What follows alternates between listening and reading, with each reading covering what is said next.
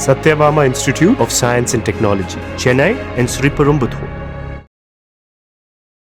கொடைக்கானலில் காலை முதல் மிதமான வெப்பம் நிலவிய நிலையில் பைன் மர சோலை, குணா குகை உள்ளிட்ட சுற்றுலா தலங்களில் மாலையில் ஆலங்கட்டி மழை பெய்தது.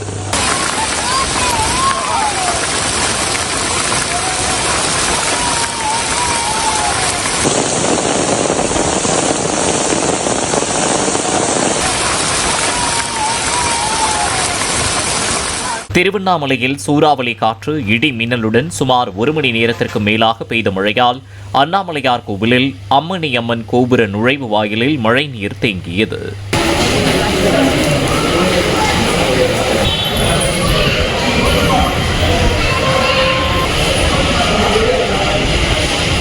மதுரையில் காற்றுடன் பெய்த கனமழையால் வைகை வடகரை கல்பாலம் சாலையில் அமைக்கப்பட்டிருந்த பிரம்மாண்ட இரும்பு பேனர் சாய்ந்ததால் அப்பகுதியில் போக்குவரத்திற்கு தடை விதிக்கப்பட்டது.